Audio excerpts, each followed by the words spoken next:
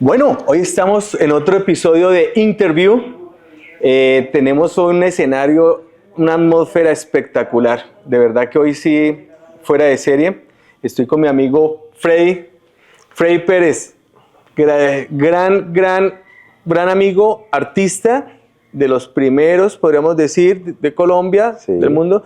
Y nos encontramos en la Casa Nómada, Sí. que es la casa de él, cerca a Medellín, que ha transformado, más adelante vamos a hablar de eso, en su estudio privado, en su estudio de pintura, mejor dicho. Freddy, gracias por estar conmigo en este capítulo de Interview. Javi, muchas gracias por la invitación, que para mí es un honor pues compartir contigo. Hace muchos años que nos conocemos, pues llevo tatuando 28 años ya. Y Sí. recuerdo que todo el mundo me hablaba de Javi, pero pues no habíamos tenido como ese acercamiento. Pero hace Claro. como unos 12 años te conocí en un estudio en Miami. que Sí, tenías sí, fue, por allá, fue la primera vez, ¿no? No recuerdo la dirección, pero fui allá por casualidad porque la primera vez que llegué por esos lugares no tenía ni una aguja, nada, y pues resulté Sí, allá sí, en fue esos la de la lares. tienda. Sí. Ah, bueno, Freddy, de verdad que estamos acá en un ambiente, de pronto más adelante en el capítulo vamos a hacer unas tomas para que vean. Para mí sería como el sueño colombiano, sueño dorado, ¿no? Sí. Tatuar en una finca, lejos de todo jungla de cemento y estar en la naturaleza. Pero bueno, más adelante vamos a hablar Sí. de eso. Freddy, cuéntame, ¿cómo fueron tus inicios en el tatú? O sea, ¿cómo llega el tatú a tu vida? Bueno, la primera vez que tuve un acercamiento con el tatuaje fue a los 10 años. Wow. Recuerdo mucho que mi padre tenía... Yo a los 10 años ni me acuerdo nada. Sí, no, pero mi padre tenía como una renta, un estudio un estudio no era, como un taller de mecánica. Sí. Y habían unos tipos ahí tatuándose con aguja y tinta china, y era con grasa y casi que limpian el tatuaje con gasolina. Entonces yo era un niño, pero ya dibujaba. Entonces Ok. me dicen, yo estaba ahí parado y me dicen, ¿qué? ¿Usted sabe dibujar? Yo sí, ayúdenos que estamos acá. Como que... ¿Pero a los 10 años? A los 10 Wow. años, entonces tuve mi primer acercamiento, ayudé a hacer el dibujo y la cosa. Y bueno, no tenía absolutamente ni idea que iba a ser tatuador y que me gustaba eso, pero sembré una semilla en mí. Ok. Luego más adelante entré al colegio y cuando estaba en el colegio conocí unas personas que también se querían tatuar, y acá en Medellín hay un lugar que se llama La Playa, es un lugar de hippies. Había un tipo en la calle, unas revistas, y dije, Sí, quiero en esto. ese tiempo era así, ¿no? Digamos, la persona colocaba revistas En la calle, y la sí. gente pasaba. Ese era el portfolio, o bueno, los flash de Sí. de esa época, ¿no? Y como yo no tenía plata, entonces tenía una cadena de plata y un radio. Le dije, amigo, quiero un tatuaje, pero tengo esto. Entonces Sí, ese sí. fue el cambalache y me sembró la idea más grande, que yo cuando lo vi tatuar, yo dije, wow, yo quiero. Entonces le dije, ¿cuánto vale una máquina de esas? Me dijo, se la vendo 25.000 pesos. Y era un lapicero con tinta Rotring, que en esa época era tinta Rotring, y me vendió todo ese kit. Estamos hablando, no, pues como el 95, Claro, por ahí. no recuerdo bien la fecha, pero entonces yo le compré eso y empecé a decir que era tatuador. Pues obviamente tenía unos problemas en la casa. Pero digamos, en esa época ya había unos cuantos estudios en Medellín, ¿o todavía era...? Sí, Sí. había dos estudios. Había uno que se llamaba The Doors, que fue creado por un amigo que ya falleció, Juan Andrés. Y ¿Inspirado en la banda, The Doors? Sí, ¿Será? The Doors, ok, sí. ok. Incluso el afiche era Jim Morrison, así decía tatuajes y piercing. Sí, era muy rockero esa escena Sí. en ese tiempo. Y había sí. otro lugar que se llamaba La Casona de Envigado, que quedaba en Envigado, y había otro que se llamaba Dermographic, donde trabajaba Jacobo. En total eran por ahí unos 10 tatuadores en Medellín. No más, eso No más. Alex Oquendo, pionero, que admiro y respeto mucho, pues. Sí. Y recuerdo que fui y lo visité y fue el primero que le compré un lápiz sectográfico, Spalding.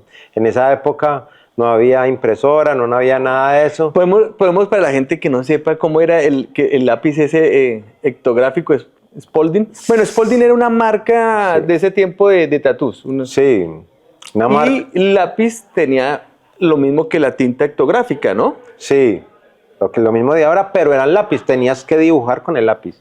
Y bueno, yo tenía muy pocos referentes y empecé con esto, empecé a tatuar en mi casa. y mi papá pues no le gustaba mucho eso, mi mamá como que no, eso tienes Sí. que estudiar, tienes que hacer una carrera. Sí, es que eso, digamos, en esa época era hasta mal visto el tatú. Sí, O sea, eso claro. no es como ahora, que Sí. no, eso era mal visto. Me tocó una época muy difícil, empezar fue muy difícil para mí, tuve muchos problemas familiares, mucho juzgamiento en el barrio, la gente, mis amigos, de toda la gente se me fue así como que, wow, ¿qué está haciendo? Sí, sí, sí. Y yo tenía el pelo largo, en ese tiempo amante todavía pues, rock and roll, muero con el rock and roll, Ok. pero era Nirvana, Pearl Jam, todas las bandas que están en ese tiempo, me encantaba Sepultura. ¿Y usted cree que, digamos, esa música, o sea, inspiraba también para ese tipo de tatuajes de esa época? A mí sí me parece porque era el que se tatuaba, era Sí, era más, rockero, era cierto, sí, rockero, sí. pelo largo, más rebelde. Era rebeldía, no moda. No era ni siquiera una moda, porque no eran muchos. En ese tiempo de pronto no llegaba un cliente, una enfermera, un doctor, eso no había en ese tiempo. No. De pronto, no. No, Era yo este tatuaba tipo. gente del barrio. Y entonces vino y yo no tenía un local, no tenía nada, era en la casa y vio, el amigo del amigo del amigo me dijo que se hacía tatuajes. Entonces yo, Sí, claro. sí, ¿qué te quieres hacer? Y bueno, yo pienso que me tocó una época muy bonita porque todo fue un experimento. Recuerdo que una chica se hizo 3 tatuajes el mismo día y me buscó a los 15 días y me dijo, hey, Freddy, es que se me borraron los tatuajes. Yo, ¿pero por qué? Se le borraron, llegaron. Pero yo no sabía que una persona no podía sudar. Entonces, le hice los tatuajes, recién había hecho deporte. Entonces, claro, la tinta se expulsó Sí, la tinta. en esa época era pura Fue experimento, prueba, error, prueba, error, sí. experimento, error. Recuerdo mucho que tenía como 3 hojas de revista y a todas las chicas les pegaba la misma rosa. Fue una época de la rosa, del delfín. Yo tenía una plantilla para todas. Pero digamos, sí se ha dado cuenta de que, bueno, la rosa, pero en este momento todavía sigue la rosa. Es decir, también claro, con otro diseño, pero la rosa es uno de los tatús, mejor dicho, insignia del mundo del tatuaje. Yo creería, Sí. ese es uno de los que... El delfín. No, el delfín sí de pronto ya no, pero la rosa sí es algo que... Hice Tasmania, yo hice todo lo de la época, todo lo de esa época. Y ha ido evolucionando, y ha ido creciendo. Pero bueno, digamos, bueno, listo, ya pasaste esa parte, digamos, con tu familia, tal, y ya ibas a tatuar a una tienda de tatú, ¿o todavía seguías? No, Ahí. a mí me tocó irme para Bogotá. Con mi abuelo primero fuimos a Bucaramanga, luego me fui a vivir a Bogotá y en Bogotá se me abrió todo porque conocí las primeras máquinas que las conocí en Las bobinas, de máquinas de bobina. Sí, ya. las máquinas de bobina. Ya profesional. Profesionalmente las conocí del señor Fonseca, que fue uno de los... No, la familia La Fonseca. familia Fonseca, ese señor fue de los primeros que yo vi que trajo implementos de tatuar a Colombia. Entonces yo veía la vitrina, ¿cuánto vale la máquina? 250.000. Volvía a los 3 días. Pero eso era mucho, eso era... ¿Cuánto vale la máquina? 250.000. Y no la compraba porque yo no tenía con qué. 250.000 en el 96. No, eso era para mí mucho era dinero. un dineral. No, eso era mucho dinero. Y yo era un pelado ahí, un chico, y no tenía plata ni nada. Entonces fue un proceso muy bonito. Lo viví de una cierta manera, pues no me tocó como que, bueno, ¿quieres una máquina? No, mi familia no me apoyaba. Sí, no la voy a comprar allá y nada más. No, y mi nada. familia no me apoyaba ni nada. Era una época que realmente la tenías que guerrear. Entonces, creo que el tatuaje se volvió algo en mí, un amor verdadero. Fue un amor verdadero que yo dije, no, eso es lo que yo quiero. Y siempre dibujando, siempre dibujando. Luego O sea, seguías dibujando en ese proceso. Sí, en ese proceso. Y empecé a conocer, me fui a trabajar a una feria, conseguí en una feria por allá por la 10ª con 1 de mayo. Y era manillas, anillos, afiches y tatuajes. Y hágale mini tatuajes a 10.000 pesos para que la gente pudiera Sí, claro. tatuarse. Y empecé a tatuar.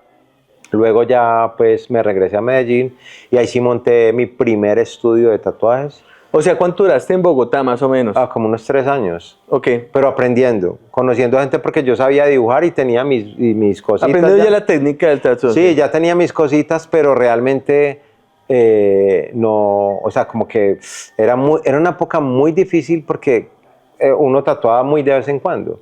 Entonces, si hacía un tatuaje, tenía que coger eso y comer con eso 8 días. Sí, Era muy bien difícil. Y bueno, hasta llegué a aguantar hambre. O sea, fue una época muy dura. Yo llegué a aguantar hambre en Bogotá, muy dura. Y ya sabía tatuar, tenía mi kit de tatuaje y todo. Entonces decidí regresarme así con la familia, empecé a montar mi estudio de tatuaje, pero siempre muy inquieto por la pintura. Entonces conocí ciertas personas amigos, un gran amigo, César Figueroa, que me ayudó, como que bueno, venga, yo lo guío, me enseñó a aerografiar hace 20 pedazos de años y empecé a meterme y engancharme con eso y decir, bueno, eso sí lo que realmente... Y lo fui conectando. Y al mismo tiempo entonces tenías la tienda de tatú. Sí, y tenía hijo, y tenía que comprar pañales, y tenía que pagar arriendo, Claro. y tenía que empeñar más de una vez el equipo para poder no cerrar el estudio. Me tocó muchas veces empeñar, en la casa de empeño ya me conocían. Porque decía, llegó Freddy. Yo, sí, mira, es que no quiero cerrar el proyecto. Yo creía mucho en eso. Yo decía, Sí, no, sí. y todo el mundo, no. ¿Cómo se llamaba la tienda? Addiction Tattoo. Volvemos a lo mismo, rockera. Sí, rockero, y uno tatuado así con un cigarro, una pola, y la asepsia estaba muy perdida en ese tiempo. Entonces siempre era como que esa guerra interna, ¿será que dejo esto y me estudio algo? ¿Será que lo hago? ¿Será que no? Error, otra vez toda esa revoltura de cosas, como que ¿qué hago? Realmente está difícil porque en la casa me está esperando el niño, hay que comprar la leche, los pañales. Claro. Una época muy difícil, pero logré surfearla. Entonces yo dije, bueno, también más inquieto porque quiero viajar. Empecé a viajar, me fui para Brasil, empecé a... Bueno, entonces ahí empiezas ya, pues ya me imagino que había más tiendas de tatu en Medellín, ya la escena ya empezaba a crecer. Sí. Sales ya de Colombia y dices, sí, ya. vamos a mirar a ver qué hay por allá en otros lados. Sí, ya bueno, la primera convención de tatuajes internacional que yo fui se llama Let's Tattoo. Ya creo que ya no existe. La más grande...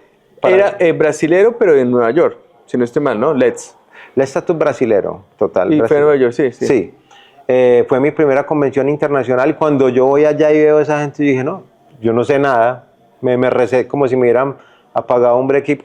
O sea, sí fue un cambio, o sea, ¿viste el cambio total? Total, había unas piezas increíbles y algo que me impactó mucho en esa época fue que casi todos los que estaban en el stand pintaban. Yo dije, no, este es el camino, entre la pintura y el tatuaje y el dibujo, este es el camino. Entonces me empecé a ir para allá, luego empecé a viajar mucho más y eso sí, dibujando.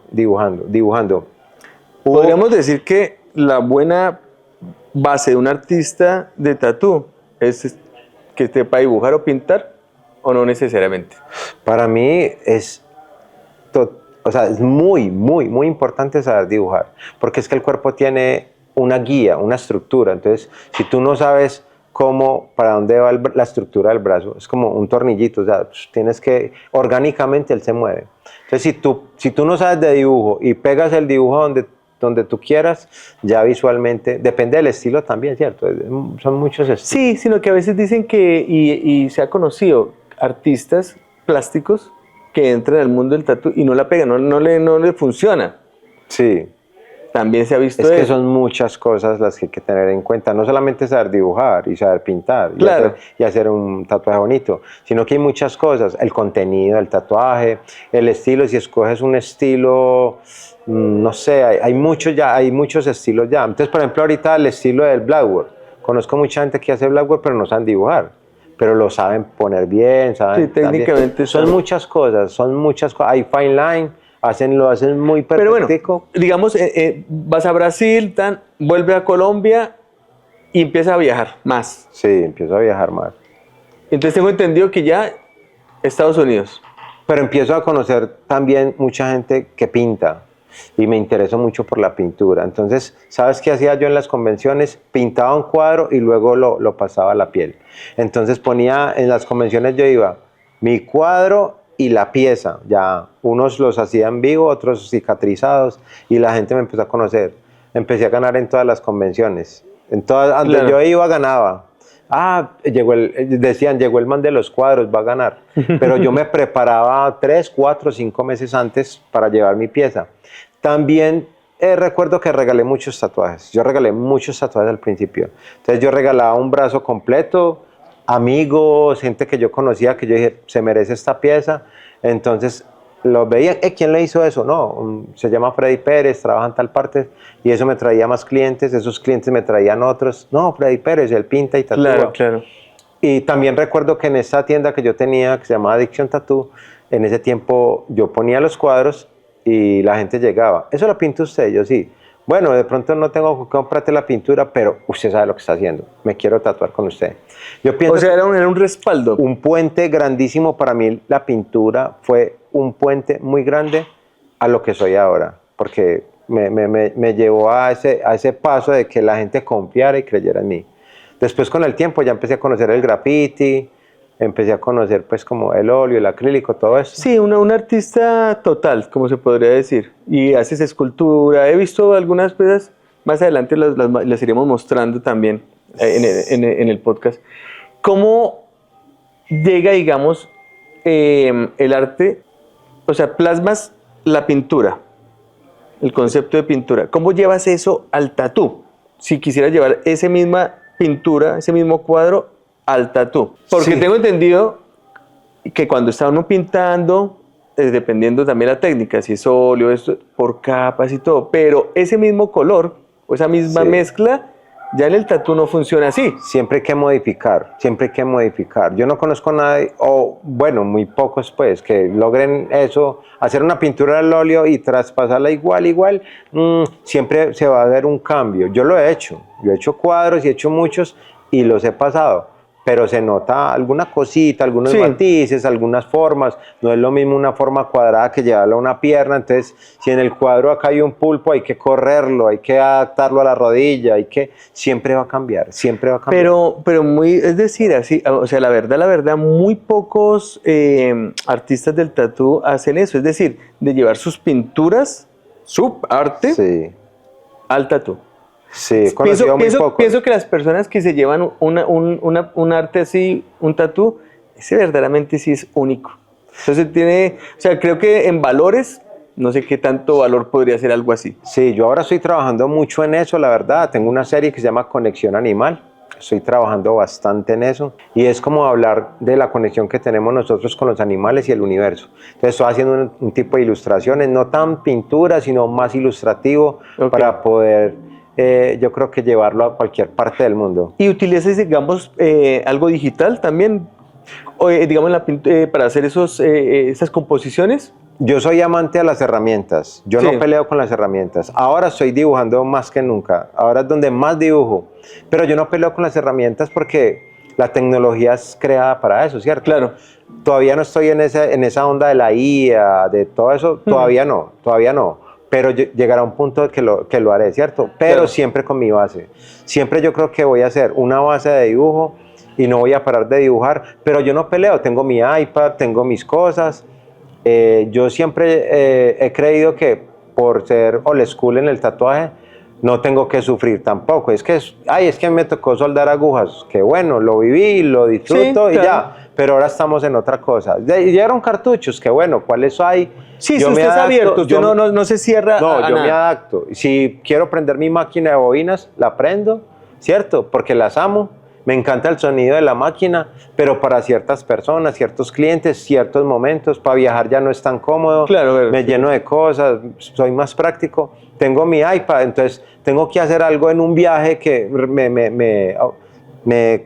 me optimiza el tiempo. Entonces, bueno, venga, me minimiza pues como el tiempo. Es que estoy así, es que la gente viera el fondo que estoy viendo, estoy hipnotizado viendo el fondo y quedo como que...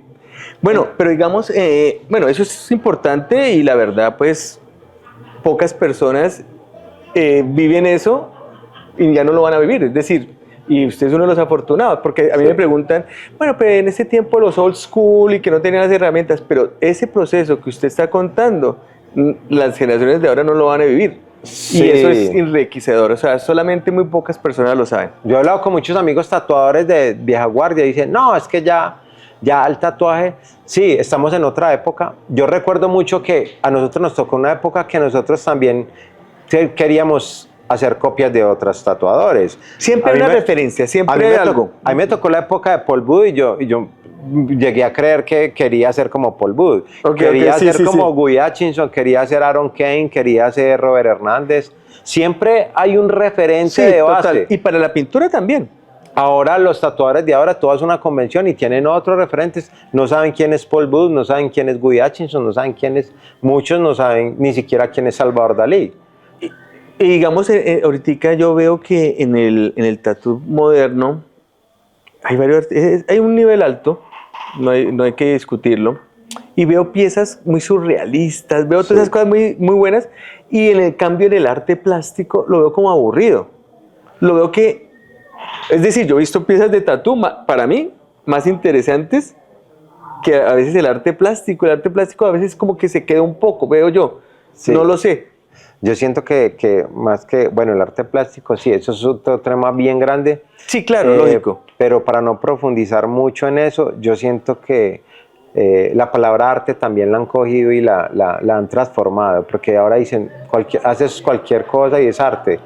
Yo no diría eso, yo pienso más bien que es algo como desde el ser, desde la esencia. Cuando ahora pues que que la gente viene y me visita y les muestro mis procesos, dice, wow. Digo, listo, esto es lo que hay. Yo no sé todavía si sería artista o no. Algún día pues, podría hacerlo. Ojalá algún día lo llegue. Antes de morir quiero serlo. Pero por ahora yo creo que estoy viviendo los procesos. ¿Pero has hecho alguna exposición? Sí, yo he hecho muchas exposiciones, sí, claro. Ahora estoy preparando una muy grande, la más grande que yo he hecho en mi vida. Pero estoy teniendo todo el cuidado del mundo para que salga bien. Entonces, tomé la decisión de venirme a esta montaña. Cerré el estudio de tatú que tenía. Sí. Yo lo cerré hace... Sí, ahorita vamos a hablar de esta parte, ¿sí me entiendes? Sí. Pero me gustaría saber más, ¿cómo podrías definir tu estilo? Si hay que definirlo, es decir, por ejemplo, realismo, usted hace realismo, o usted hace black and gray, o ¿en dónde podríamos poner su categoría? Bueno, yo pienso que estos días hablaba con un amigo también de eso, y dice, no, es que yo hago tal estilo, pero me toca hacer esto también, porque es que también como viajeros del tatuaje, entonces, si tú estás en otro país, en Europa, no sé qué, y alguien te pide algo específico, tú también necesitas moverte, pagar tiquetes, pagar hotel, pagar ciertas cosas, te toca adaptarte también a eso. Entonces me dices, yo quiero un lobo, pero entonces trato de meterle esa conexión animal y unas ramas y algo que conecte, porque mucha gente confía en uno, apenas ve el trabajo y dice, no, yo quiero esto, pero dice, no, quiero color, entonces no me encasillo que yo tengo un estilo, realmente yo no tengo un estilo, yo más bien vivo... Podríamos decir estilo libre. Sí, yo como que me adapto a las personas que confían en mí. Si alguien confía en mí de corazón, yo digo, esto va a salir bien y le meto la ficha y le meto el corazón a que salga bien. Pero no necesariamente, digamos, la gente que te busca se hace el arte tuyo, es decir, llega y te da la idea. Sí. Pero digamos, un oriental. Sí. Me quiero hacer un oriental, usted le hace el oriental, pero usted le mete siempre su estilo. Sí lo hago. Pero es que el estilo oriental, yo digo que es como que es muy único. Entonces, yo decir de que le voy a meter mi estilo de mi esencia, no, porque sería para mí una mentira. Pero lo represento bien. Si tú me dices un oriental, yo le meto la ficha y lo hacemos que se vea oriental. Si me decís quiero un tribal, yo lo hago que sea un tribal pulido y bonito y la línea y la cosa. Sí. Si me decís lettering, yo lo hago, lo represento. Sí, usted es tatuador. Sí, yo soy tatuador. El tatuador puede hacer un fine line, puede hacer una espalda, puede hacer cierto. Pero no me encasillo en algo. O sea, tengo mi serie que se llama Conexión Animal y esta es la que estoy sacando adelante. Y a mucha gente le ha gustado. He hecho muchas piezas de eso. Y lo que más me gustaría en esta vida es como llevar esas piezas a que solamente me busquen por eso. Pero estoy en ese proceso. Tengo que trabajar más en eso hasta lograrlo. Por ahora siento que mucha gente se tatúa conmigo y me reconoce, Freddy, qué bueno lo que haces, pero quiero llegar a ese punto donde solamente haga mis piezas. Sería lo genial, ¿no? Sí, sería lo genial, pero con el referente, quiero un dragón, pero entonces que sea una pieza mía, que sea algo que yo simplemente siempre haga.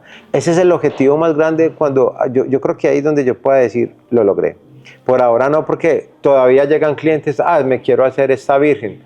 Y como lo digo, nosotros también somos unos sobrevivientes del tatú, porque ahora con estas tendencias tan grandes, total. Y hay unos chicos muy talentosos ahora, entonces ponen en la IA virgen y una super virgen, ya les sale todos los colores, todas las formas, con rosas, con una calavera en la rosa y al lado la virgen, te lo hace súper perfecto. Yo todavía no estoy en esa tecnología, entonces me toca guerrearla más y decir, bueno, vamos a hacer una virgen de esta forma. Yo creería que, digamos, he visto bastantes piezas últimamente creadas por la IA, sí, como usted dice. Técnicamente está ahí, lindo, sí. Pero falta algo. Espíritu. Para mí el espíritu todavía falta algo, no está o sea, ahí. Yo veo que falta eso. La esencia, es que la esencia... que no sé si a ustedes les sucede que ve tatús técnicamente lindos, muy bonitos, bien, pero no, y en cambio ve otro tatú, pero hay algo ahí en ese tatú. Hay algo en ese tatú que usted dice, no sé, hay algo que lo llamó la atención. Y una vez hablando con un artista me decía, sí, a lo mejor fue que en ese momento el artista conectó con el universo, con Dios. Sí. Ahí fue donde verdaderamente se hizo la magia. Claro. ¿Sí? Entonces... Y lo más bonito del tatuaje, ¿sabes qué pienso yo? La conexión que hay con el cliente. Yo tengo grandes amigos de cuenta del tatuaje, que me ha dejado el tatuaje, o sea, una gente muy hermosa. Eso es lo que más te ha aportado sí, también. Que me ha aportado gente muy hermosa, muy hermosa. Me ha aportado gente que diga, tengo amigos médicos, ingenieros, abogados, y tenemos conversaciones de todo, y he aprendido mucho de la vida a través de esos procesos. Se van a tatuar y en esa silla que se sientan, resultamos siendo grandes amigos. Yo creo que a todos los tatuadores nos ha pasado, ¿no? Sí, pero... compartir. Sí, no, porque yo veo a otros artistas que están tatuando y se ponen los earphones y ya, eso es una ya se desconectó. Y el tipo es, ¿no? De hecho, lo más... Que respete y, o sea, solamente lo veo, pero no... De hecho, no lo más bonito de haberme venido a este lugar a tatuar a la montaña ha sido eso, esa conexión con la gente. Ah, bueno, entonces hablemos de eso. Tienes tu tienda, bastante tiempo. ¿Cómo llegas a este lugar? O sea, este lugar básicamente, después lo vamos a mostrar, es una finca, retirado de la ciudad, las montañas. Aquí tienes tu estudio de pintura, de tatú, desconexión total. Sí, ya 12 años hace que pude lograr tener este lugar, pero hace 5 en la pandemia tenía un estudio, se llamaba Nómada House, y desafortunadamente la pandemia pues creo que fue una ola que nos golpeó a muchos, y en esas quedé yo. Entonces tenía una tienda con 7 tatuadores, y tomé la decisión de cerrarla y dije, bueno, sigo mi camino solo, que a todos les vaya muy bien, les deseo lo mejor. ¿Cómo tomaste esa decisión? Fue muy difícil, prácticamente casi me siento a llorar, ¿para qué te voy a mentir? ¿Se dijo, Javi, hasta aquí llegó tienda? Fue muy difícil porque 21 años al público, que todo estaba funcionando, y llegó esa ola de la pandemia y dije, no puedo más. Por la renta, compromisos, y también era difícil para viajar, entonces se cerró el estudio y yo dije, bueno, me voy para la montaña, cojo mis lápices, mi cuaderno y mis máquinas y me voy. Entonces tomé la decisión de separar el estudio de mi casa y bueno, este es mi estudio de tatú ya hace 5 años, que es pues, cuando pasó el tema de la pandemia, y ahí voy. La gente viene, tengo más tiempo para la gente, estoy tatuando muy concentrado, la gente no me pregunta externa cuánto vale un tatuaje, que me quiero hacer esto, Y me imagino que también para la parte de la pintura, sí, más tiempo para pintar. No, y como es galería, entonces muchos de mis clientes también me han comprado cuadros, claro. Vienen y ven los cuadros y los compran. Tenemos esa conexión, tengo una persona muy especial que es el que me ayuda acá, entonces él les hace su cena, el almuerzo, todo, se toman un buen café, compartimos, entonces creo que lo que llaman ahora experiencia, es una vivencia. Es una experiencia. Sí, totalmente, yo realmente prácticamente estamos acá viviendo algo muy personal, esa conexión con la persona no es nada comercial porque como tú bien viste, esto es un lugar en una montaña. Sí, no, o sea, no tengo letrero, no tengo nada. No, es que es un lugar en la montaña. Es una montaña. Aquí para el que llegue es porque de verdad te descubrió que estaba ahí. ¿Sabe qué recuerdo? Alguien hacía algo muy parecido, pero bueno, al estilo europeo y todo, era Philip Blue. Sí. Que Philip Blue, o sea, para encontrarlo... Y es un referente de muchos para lograr esto, porque yo me referencié fue de eso. Sí, claro. ¿por él? Sí, tú fue uno de los grandes referentes para decir, sí, es que uno sí puede tatuar. Obviamente es un nivel muy avanzado pues de tatuaje, entonces me parece que, pero sí lo he logrado, acá voy, ya son 5 años también acá, y siento que ha sido una conexión muy bonita con la gente, porque se me volvió algo muy orgánico, de que el amigo le dijo al amigo que había una persona que tatuaba en una montaña, entonces... Yo soy muy todavía me da mucha dificultad estar publicando todo en las redes sociales, que esto y que lo otro, que acá estoy yo. Que esa es la parte en que uno dice, brother, ¿sí me entiendes? Pero volvemos a hablar de lo que estamos diciendo ahora. ese es el avance del tiempo y hay que hacerlo. Sí, claro, sé que me tengo que adaptar. Claro, ¿por qué? Porque el que descubra lo que tú tienes acá, dice, eso aquí hay un tesoro, aquí algo Algo pasa y sí, no, la verdad es que es una experiencia bien bonita. Ya son más de 28 años tatuando y 5 años acá y bueno, creo que estoy en el punto más alto de mi carrera en decir estoy logrando lo que quería, tanto como a nivel personal de conectado, estoy más conectado con la gente y con lo que estoy haciendo Claro. que comercialmente, que antes pues yo tatué muchos años gente que pasaba por un estudio, por el estudio mío y dice, ay, sí, es que quiero esto, me quiero tatuar este dragón o esta rosa o este delfín o lo que sea.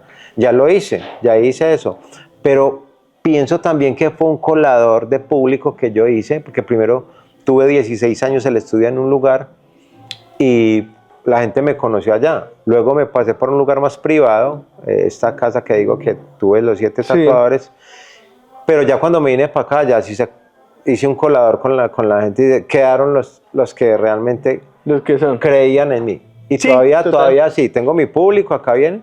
Como todo tatuador tiene su público y cuando la gente se conecta con uno, va y lo busca a la montaña y si yo me paso para otra vez para la ciudad, allá van a estar. Entonces ha sido muy orgánico todo. Yo creo que todo se ha ido... Yo creo que esa es la palabra, Orgánico. orgánico en tu proceso, sí, definitivamente. Sí, yo siento que mucha gente ha forzado mucho eso ahora.